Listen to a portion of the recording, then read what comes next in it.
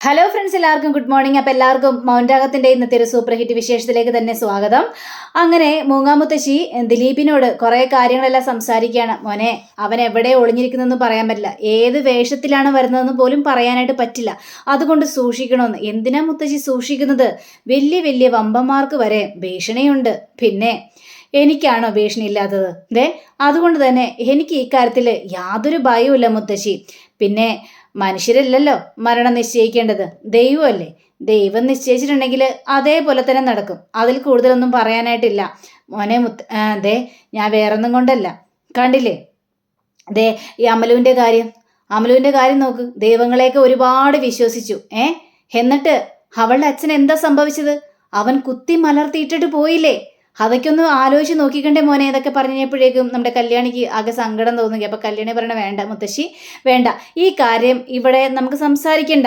എന്തിനാണ്? അവളുടെ മനസ്സിൽ നിന്നെല്ലാം മാഞ്ഞ് അങ്ങോട്ട് പോട്ടെ. വീണ്ടും വീണ്ടും പഴയ കാര്യങ്ങൾ എടുത്ത് കുത്തിപ്പൊക്കേണ്ട യാതൊരു കാര്യമില്ല എന്നൊക്കെ പറയണം. ശരി, ഈ അധ്യായം ഇവിടെ തീർന്നു. ഇനി ഗംഗാപ്രസാദിന്റെ കാര്യമൊന്നും ഇവിടെ സംസാരിക്കേണ്ട ആവശ്യമൊന്നുമില്ല. അവൻ വരുമ്പോൾ വരട്ടേന്നേ. അവൻ നമുക്ക് അപ്പം കാണാം. ഇപ്പം ഇത് കേട്ടുകഴിഞ്ഞപ്പോഴേക്കും വേലുവാണെങ്കിൽ നിങ്ങൾ പേടിക്കണ്ടെന്നേ. അവൻ വന്നു കഴിഞ്ഞാൽ എൻ്റെ കൈകൊണ്ടായിരിക്കും അവൻ തീരാനായിട്ട് പോകുന്നത്. കാട്ടിൽ കയറി എൻ്റെ മൂപ്പനെ കൊന്നവനാണ് അവൻ, അതുകൊണ്ട് അവനെ ഞാൻ തീർക്കും. ആ കൃത്യമൊന്നും നിങ്ങൾ ചെയ്യേണ്ട ആവശ്യമൊന്നുമില്ല എന്നൊക്കെ വേലു പറയാണ്. അപ്പോൾ ഇത് കേട്ടുകഴിഞ്ഞപ്പോഴേക്കും എല്ലാവർക്കും ഭയങ്കര ആകാംക്ഷ തോന്നുകയാണ്.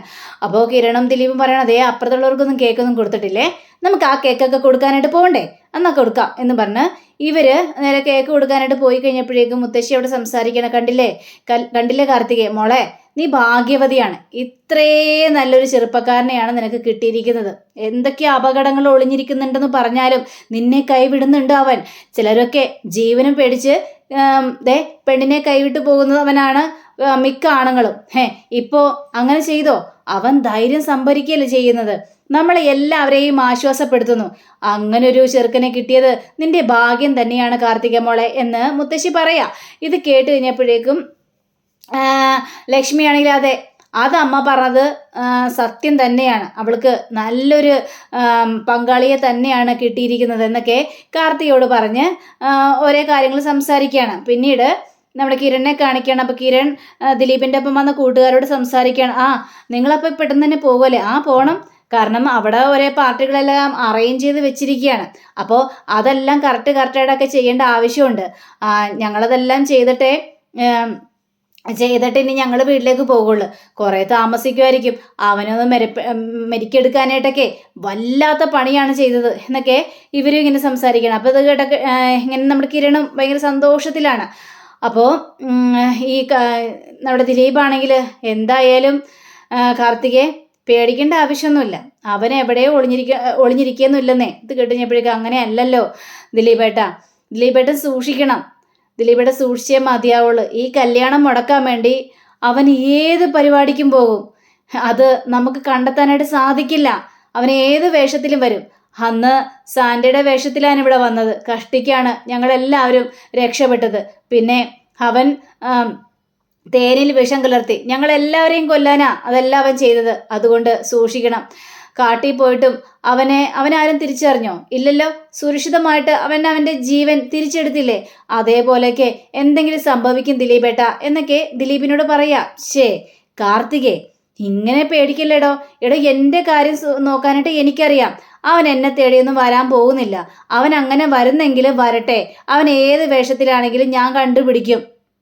പിന്നെ അത് മാത്രമല്ല കാർത്തികയെ, താനാണ് സൂക്ഷിക്കേണ്ടത്. താൻ പുറത്തിറങ്ങുമ്പോഴൊക്കെ സൂക്ഷിക്കണം. ഇപ്പം കല്യാണമാണ്, നാളെയാണ് കല്യാണം 11 മണിക്ക്. അപ്പം അവൻ വരുമെന്നാണോ? വരണമെങ്കിൽ വരട്ടേടോ. ആ കല്യാണ പന്തലിൽ വെച്ച് അവനെ തീർക്കും. എന്നിട്ട് തൻ്റെ കഴുത്തിൽ ഞാൻ താലി കെട്ടുകയും ചെയ്യും. അതിന് യാതൊരു സംശയവും ഒന്നുമില്ല. അതേപോലെ തന്നെ നടക്കുള്ളൂ. ഇനി ഈ കാര്യത്തെക്കുറിച്ച് പറഞ്ഞ് താൻ പേടിക്കണ്ട. നമ്മുടെ കല്യാണം അടിപൊളിയായിട്ട് തന്നെ നടക്കും. താൻ കണ്ടോ, ഒരു ഗംഗാപ്രസാദിനും കല്യാണം മുടക്കാനായിട്ടൊന്നും സാധിക്കില്ല എന്നൊക്കെ ദിലീപ് പറയാ. ഇതൊക്കെ കേട്ട് കഴിഞ്ഞപ്പോഴേക്കും കാർത്തികയെ കുറച്ച് ആശ്വാസമൊക്കെ തോന്നുകയാണ്. ശരി, എങ്കിൽ ദിലീപേട്ടന് പോകാൻ സമയമല്ലേ, പിന്നെ പോണം. കൂട്ടുകാരൊക്കെ അവിടെ വെയിറ്റ് ചെയ്തിരിക്കുകയാണ്. ഇനി നേരത്തെ കാലത്ത് അവിടെ എത്തിയില്ലെങ്കിൽ അമ്മയ്ക്കും ടെൻഷനാവും. ഈ കാര്യം താൻ പറഞ്ഞ ഈ സെയിം കാര്യം തന്നെയാണ് അമ്മയും അവിടെ സംസാരിക്കുന്നത്. അതുകൊണ്ട് പോയല്ലേ മതിയാവുള്ളൂ എൻ്റെ കാർത്തികയെ എന്നൊക്കെ പറയുമ്പോൾ ശരി ദിലീപേട്ടാ. അങ്ങനെ പിന്നീട് കാണിക്കുന്നത് നമ്മുടെ സേനനെയാണ്. അപ്പോൾ സേനനും രൂപയും കൂടി സംസാരിച്ച, രൂപയാണെങ്കിൽ തലയെല്ലാം മുണ്ടനം ചെയ്തിട്ടാണ് ഇങ്ങനെ ഇരിക്കുന്നത്. രൂപയുടെ രൂപമൊക്കെ കണ്ടു കഴിഞ്ഞപ്പോഴേക്കും സേനന് സഹിക്കാൻ പോലും പറ്റുന്നില്ല. അപ്പോൾ സേനൻ പറയാണ്, എടോ ഡോക്ടർ പറഞ്ഞായിരുന്നു കല്യാണത്തിന് പോകാം, കല്യാണത്തിന് പോണേന് ഒരു തടസ്സവും ഇല്ല, അവിടെ പോയി കല്യാണമൊക്കെ കൂടാന്ന്. ഇത് കേട്ട രൂപയാണെങ്കിൽ ദേ അത് വേണോ, അത് എനിക്ക് ഒരു ടെൻഷനുണ്ട് ഏട്ടാ. കാരണം ആ ഒരു കല്യാണത്തിന് പോകുന്നത് വലിയൊരു അപകടം തന്നെയാണ്. ആ ഗംഗാപ്രസാദ് ഒളിഞ്ഞിരിക്കുന്നല്ലേ പറയുന്നത്. കാർത്തികയുടെ അമ്മയും ഒക്കെ ടെൻഷൻ അടിച്ച് നിൽക്കുന്നത്. ഈ സമയത്ത് കല്യാണത്തിന് പോകണം. എടോ പോകണം, തീർച്ചയായിട്ടും പോകണം. കാർത്തിക മോളുടെ കല്യാണം കാണണം. നമ്മൾ ചെന്നില്ലെങ്കിൽ അവർക്കതൊരു സങ്കടമാകും. എനിക്കിപ്പോൾ കൂടുതൽ കുഴപ്പമൊന്നുമില്ലല്ലോ. അല്ല, ഭക്ഷണത്തിനും കുറച്ച് ലിമിറ്റൊക്കെ ഉണ്ടേ, അപ്പോൾ ഭക്ഷണവും കൂടി ശ്രദ്ധിക്കണം. എടോ ഞാൻ എന്തിനാടോ പേടിക്കുന്നത്? എടോ എനിക്കും മക്കൾക്കും വേണ്ടിയല്ലേ, നല്ലത് വരാൻ വേണ്ടിയല്ലേ താൻ തല മുണ്ടനം ചെയ്തത്? അപ്പോൾ പിന്നെ ഞാൻ പേടിക്കേണ്ട ആവശ്യമുണ്ടോ? എടോ താൻ ഇത്രയ്ക്കും ദൈവത്തോട് പ്രാർത്ഥിക്കുമ്പോൾ ആ പ്രാർത്ഥന ദൈവം കേൾക്കാതിരിക്കുമെന്ന് തനിക്ക് തോന്നുന്നുണ്ടോടോ? അതൊന്നും പറയാനായിട്ട് പറ്റില്ല ഏട്ടാ. കാരണം കണ്ടില്ലേ, എത്രയെത്രയോ ദൈവങ്ങളെ വിളിച്ച്, മലദൈവങ്ങളെയും വിളിച്ച് എത്രയോ ആരാധനകൾ ചെയ്ത മൂപ്പനാണ് കാട്ടിലെ മൂപ്പൻ. ആ കാട്ടിലെ മൂപ്പനെയല്ലേ അവൻ കുത്തി മലർത്തിയിട്ട് പോയത്. അതുകൊണ്ട് ഒന്നും പറയാനായിട്ട് പറ്റില്ല. എൻ്റെ മനസ്സിൽ ടെൻഷനൊക്കെ ഉണ്ട് സേനേട്ട എന്നൊക്കെ പറയാണ്. ആ ടെൻഷനൊന്നും വേണ്ട. അതുമാത്രമല്ല, ഞാനൊരു സ്വപ്നം കണ്ടായിരുന്നു. അവനെ എരിഞ്ഞടങ്ങാൻ വേണ്ടി അവൻ ആരെയും കൊല്ലാൻ പറ്റാത്ത ഒരവസ്ഥ വന്നു. ആ സമയത്ത് അവൻ മനുഷ്യ ബോംബായി വന്ന് ആ കല്യാണ പന്തലിൽ പൊട്ടിത്തെറിക്കുകയായിരുന്നു. അവിടെയുള്ള ആൾക്കാർ മുഴുവൻ കത്തിയെരിയുന്ന ഒരു രംഗമാണ് സേനേട്ട എൻ്റെ മനസ്സിലേക്ക് കടന്നുകൂടി വന്നത്. അങ്ങനെ ഒരു സ്വപ്നമാണ് ഞാൻ കണ്ടത് എന്ന് പറയാണ്. ഇനി അവൻ അങ്ങനെ എങ്ങാനും വരോ? എടോ താൻ അങ്ങനെ ഒരു സ്വപ്നം കണ്ടിട്ടുണ്ടെങ്കിൽ എടോ ചിലപ്പോൾ ദൈവം തനിക്ക് കാണിച്ചു തന്നതായിരിക്കും. അവൻ ആ ഒരു ഇതിലും വരാതിരിക്കില്ല. കാരണം കാർത്തികയുടെ അമ്മയെയും നശിപ്പിക്കണം എന്നുള്ള ഒരൊറ്റ ചിന്ത മാത്രമേ അവൻ്റെ മനസ്സിലുള്ളൂ. അതിനുവേണ്ടി അവൻ അവൻ്റെ ജീവൻ പോലും കളയാനായിട്ട് തയ്യാറാണ്. തൻ്റെ ജീവൻ കളഞ്ഞാൽ മറ്റുള്ളവരും മരിക്കണമെന്നാണ് അവൻ്റെ മനസ്സിലെ ആഗ്രഹം. അതുകൊണ്ട് നമുക്കിതിൽ കൂടുതലൊന്നും പറയാനായിട്ട് പറ്റില്ല. അവൻ അങ്ങനെ ചെയ്യാൻ സാധ്യതയുണ്ടെന്ന് സേനൻ പറയുകയാണ്. എന്നിട്ട് കഴിഞ്ഞപ്പോഴേക്കും അത് തന്നെ ഞാൻ പറഞ്ഞത്, എനിക്ക് പേടിയാണ്. എല്ലാ കാര്യങ്ങളും നോക്കിയും കണ്ടിട്ടും വേണം പോകാനായിട്ട്. ഏതായാലും കാർത്തിക മോളുടെ കല്യാണത്തിന് പോകണോടോ, അതെൻ്റെ മനസ്സിൽ വല്ലാത്തൊരു ആഗ്രഹമാണ്. എനിക്കിപ്പോൾ വലിയ കൂടുതൽ പ്രശ്നമൊന്നുമില്ല. ഇവനെ പേടിച്ചിട്ട് നമ്മൾ മോളുടെ കല്യാണത്തിന് പോകാതിരിക്കുന്നത് ശരിയല്ലല്ലോ. എല്ലാവരും, നമ്മളെ സ്നേഹിക്കുന്ന എല്ലാവരും അവിടെ ഇല്ലേ? അത് തന്നെയാണ് സേനേട്ട ഞാനും പറയുന്നത്. ഇനിയൊരു ദുരന്തം നമ്മുടെ കുടുംബത്തിൽ ഉണ്ടാകാൻ പാടില്ല. കല്യാണി മോളുടെ അമ്മ മരിച്ചത് അത് ഏറ്റവും വലിയൊരു ദുരന്തമായിരുന്നു. ഇനി ആ ദുരന്തം ഉണ്ടാകാനായിട്ട് പാടില്ല സേനേട്ട എന്ന് രൂപ പറഞ്ഞ് മനസ്സിലാക്കിയാണ്. അങ്ങനെ പിന്നീട് കാണിക്കുന്നത് നമ്മുടെ ദിലീപ് എല്ലാവരോടും യാത്ര പറഞ്ഞിട്ട് നേരെ പോകാനുള്ള ശ്രമത്തിലാണ്. അപ്പോൾ കിരണ് വന്ന് കാണുകയാണ്. അപ്പോൾ കിരണ് വന്ന് കണ്ടുകഴിഞ്ഞപ്പോഴേക്കും അതെ പിന്നെ കിരണേ ഞാൻ പോവുകയാണ് കേട്ടോ എന്നൊക്കെ പറയാണ്. ഇനിയിപ്പോൾ നാളെ കറക്റ്റ് സമയത്ത് തന്നെ എത്തുമല്ലേ, പിന്നെ അത് പറയാനുണ്ടോ? അല്ല കിരണേ അങ്കിള് വരുമോ എന്ന് ചോദിച്ചു കഴിഞ്ഞപ്പോഴേക്കും അച്ഛൻ ഉറപ്പായിട്ടും വരും. ഈ കല്യാണത്തിന് പങ്കെടുക്കണമെന്ന് ഏറ്റവും കൂടുതൽ ആഗ്രഹിക്കുന്നത് അച്ഛനാണ്. അതുകൊണ്ട് അച്ഛൻ്റെ കാര്യത്തിൽ ഒരു സംശയം വേണ്ട. ഏതൊക്കെ സംഭവിച്ചാലും അച്ഛൻ ഇവിടെ എത്തിയിരിക്കും. അതിൽ തർക്കമൊന്നും വേണ്ട എന്ന് കിരൺ പറയാണ്. അങ്ങനെ ദിലീപിൻ്റെ കൂട്ടുകാരൊക്കെ യാത്ര പറഞ്ഞിട്ട് അവിടെ നിന്ന് പോവുക. കിരണാണെങ്കിൽ ഭയങ്കര സന്തോഷത്തിൽ മതിമറന്ന് നിൽക്കുന്നൊരവസ്ഥ. അങ്ങനെ കിരണ് കല്യാണിയോടും ബാക്കിയുള്ളവരെല്ലാവരോടും പറയുകയാണ്, നമ്മളിപ്പോൾ സൂക്ഷിക്കണം. കാരണം കല്യാണം അടുത്ത്, ഈ കല്യാണം മുടക്കാനാണ് അവൻ മുൻകൈയെടുത്ത് ഇറങ്ങിയിരിക്കുന്നത്. അതുകൊണ്ട് തന്നെ എല്ലാ കാര്യത്തിലും സൂക്ഷിച്ചേ മതിയാവുള്ളൂ. ഓരോ നീക്കങ്ങളും ഓരോ ആൾക്കാർ വരുമ്പോഴും അവരെയൊക്കെ നിരീക്ഷിക്കണം. അവൻ ഏത് വേഷത്തിൽ വരുമെന്ന് പറയാനായിട്ട് പറ്റില്ല എന്ന് കിരൺ കല്യാണിയോടും ബാക്കിയുള്ളവരെല്ലാവരോടും പറയണം. അത് പിന്നെ ഞങ്ങൾ ഏറ്റു കിരൺ സാറേ. അവനെ ഏത് ദിശയിൽ വരുന്നത് നമുക്ക് പറയാൻ പറ്റില്ലല്ലോ. അതുകൊണ്ട് ഞങ്ങളെല്ലാവരും ഉണ്ട്, എല്ലായിടത്തും ഓരോരോ ആൾക്കാരെ ഏൽപ്പിച്ചിട്ടുണ്ട്. ഒരു കാരണവശാലും അവൻ ഈ കല്യാണ പന്തലിലേക്ക് കടക്കില്ല. കടന്നാൽ ഞങ്ങളത് കണ്ടുപിടിക്കുകയും ചെയ്യും, അവനെ അവസാനിപ്പിക്കുകയും ചെയ്യും. ദിലീപിൻ്റെ കാര്യം ആലോചിക്കുമ്പോഴാണ് സങ്കടം. ദിലീപ് പക്ഷെ ഭയങ്കര കോൺഫിഡൻസ് ആണ്. അവന് പുറത്തേക്ക് പോകാനും പേടിയില്ല. കാർത്തികയും അവൻ്റെയും കല്യാണം അടിപൊളിയായിട്ട് നടക്കുമെന്ന് തന്നെയാണ് അവൻ പറയുന്നത്. ദൈവമേ അങ്ങനെയൊന്നും സംഭവിക്കാതിരിക്കട്ടെ, കല്യാണമൊക്കെ അടിപൊളിയായിട്ട് നടക്കണമെന്നും കിരൺ അവിടെ പറയുക. അങ്ങനെ ദിലീപിൻ്റെ വീട് കാണിക്കുകയാണ്. അപ്പോൾ ദിലീപിൻ്റെ വീട്ടിൽ അമ്മയ്ക്കും അച്ഛനൊക്കെ ആണെങ്കിൽ ഭയങ്കര ടെൻഷൻ. ദൈവമേ അവൻ ഇതുവരെ എത്തിയില്ലല്ലോ, ഇപ്പം വരാമെന്നും പറഞ്ഞിട്ട് പോയതല്ലേ, എന്നിട്ട് എന്താ അവൻ എത്താത്തത്? അവരിങ്ങനെ സംസാരിക്കുമ്പോഴാണ് അത് ദിലീപ് കയറി വരുന്നത്. അപ്പോൾ ദിലീപ് കയറി വന്ന് കഴിഞ്ഞപ്പോഴേ എടാ എത്ര നേരം എടാ നീ ഇത് എവിടെയായിരുന്നു എന്നൊക്കെ ചോദിച്ചപ്പോഴേ അമ്മേ നേരത്തെ വരണമെന്നും പറഞ്ഞാണ് പോയത് ഇവന്മാരോടൊന്ന് ചോദിച്ചു നോക്കുക. അത് പിന്നെ ആൻറ്റി അവിടെ ചെന്ന് കഴിഞ്ഞപ്പോഴേക്കും അവർ കേക്കൊക്കെ സെറ്റാക്കി വെച്ചിരിക്കുകയായിരുന്നു. അപ്പോൾ പിന്നെ അതെല്ലാം എറിഞ്ഞ് കുളിച്ചിട്ട് വരാനായിട്ട് പറ്റുമോ? അവർ കേക്കും മുറിപ്പിച്ച് എന്നെ കഴിപ്പിക്കുകയും ചെയ്തു. എല്ലാം കഴിഞ്ഞിട്ടാണ് വരുന്നത്. ആഹാ അത് കൊള്ളാം. അപ്പോൾ ഇവിടെ ഹോട്ടലിൽ ഫുഡൊക്കെ അറേഞ്ച് ചെയ്തതോ അതെല്ലാം വേസ്റ്റ് ആവൂലേ? ആര് പറഞ്ഞു? അങ്ങനെ വേസ്റ്റ് ആവില്ലമ്മേ. കഴിക്കാനാണ് ഇവിടെ ആളില്ലാത്തത്. ഇഷ്ടം പോലെ ഇല്ലേ? എൻ്റെ ഫ്രണ്ട്സൊക്കെ ഒത്തിരി ഉണ്ടമ്മേ. അവരൊക്കെ ഭക്ഷണങ്ങളെല്ലാം അടിപൊളിയായിട്ട് കഴിക്കില്ലേ? ഇതൊക്കെ കേട്ട് കഴിഞ്ഞപ്പോഴേക്കും എടാ പൊന്നുമോനെ എടാ എന്തെങ്കിലും പ്രശ്നം ഉണ്ടാകൂടാ. എടാ നാളെയാണ് കല്യാണം. ഈ കല്യാണം അടുക്കും തോറും ആകെ ടെൻഷനായിട്ട് വരികയാണ് കേട്ടോ. എന്തിനമ്മേ ടെൻഷൻ? ഒരു ടെൻഷനും വേണ്ട. ആ കല്യാണം അടിപൊളിയായിട്ട് നടക്കും. കാർത്തികയുടെയും എൻ്റെയും കല്യാണം. എടാ കല്യാണം വല്ലതും മുടങ്ങി പോകൂടാ. അവൻ കാർത്തിയെ ഉപദ്രവിക്കോ അല്ലെങ്കിൽ നിന്നെ ഉപദ്രവിക്കോ? എനിക്ക് അതൊക്കെ ഓർക്കുമ്പോഴാണ് ടെൻഷൻ. എന്നെ ഉപദ്രവിക്കില്ല, കാർത്തിയെ ഉപദ്രവിക്കില്ല. ഈ ഗംഗാപ്രസാദ് അത് ഗംഗാപ്രസാദ് വരട്ടേന്നേ. എടാ എനിക്ക് ഗംഗാപ്രസാദിനെ കാണണമെന്നൊരു ആഗ്രഹമുണ്ട്. ആഹാ അത് ശരി. അമ്മ പേടിയാണെന്ന് പറയുന്നുണ്ട്, ഗംഗാപ്രസാദിനെ കാണണമെന്ന് ആഗ്രഹമാണോ?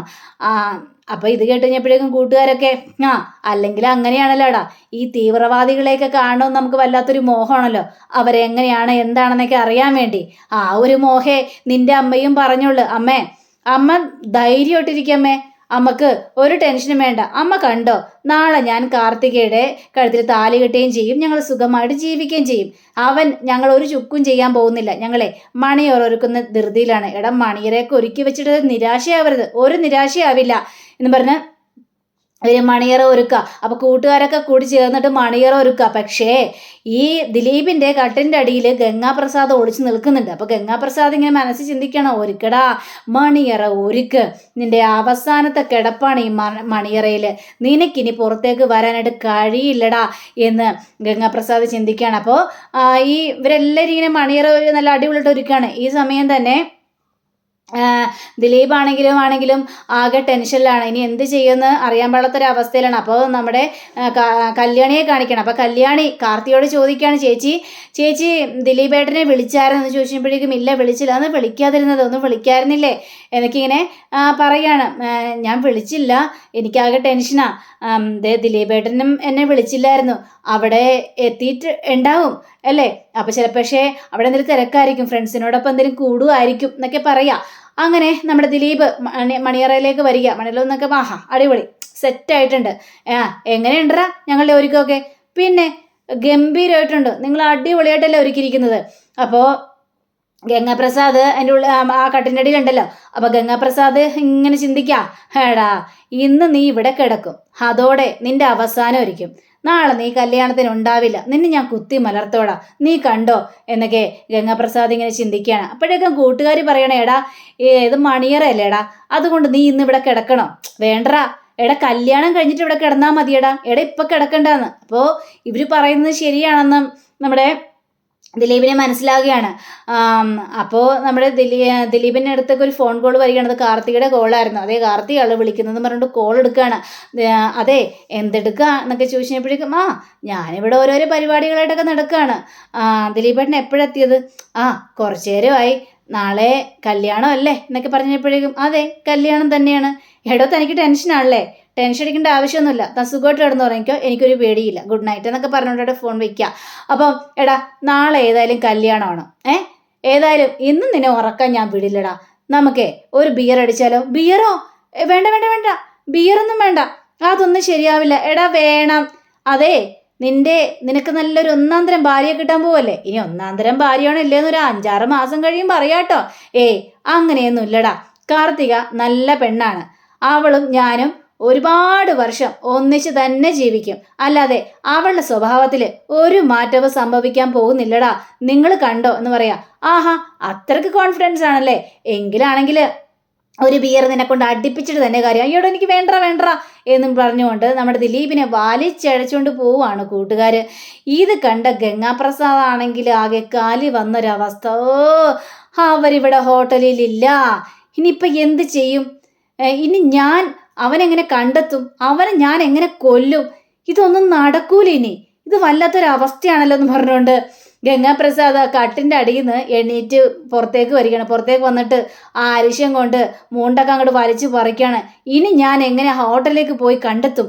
കല്യാണം നാളെയാണ്, അതിനു മുമ്പ് അവനെ ഞാൻ തീർക്കണം എന്ന് ഗംഗാപ്രസാദ് ചിന്തിക്കുക. അപ്പം അങ്ങനെയും കാണിച്ചുകൊണ്ടാണ് നമ്മുടെ ഇന്നത്തെ റിവ്യൂ ഇവിടെ അവസാനിച്ചിരിക്കുന്നത്. അടുത്ത റിവ്യൂവിനെ കാത്തിരിക്കുക, സബ്സ്ക്രൈബ് ചെയ്യുക. എല്ലാവർക്കും നല്ലൊരു ദിനം ആശംസിച്ചു. നമസ്കാരം. Thank you. ബൈ.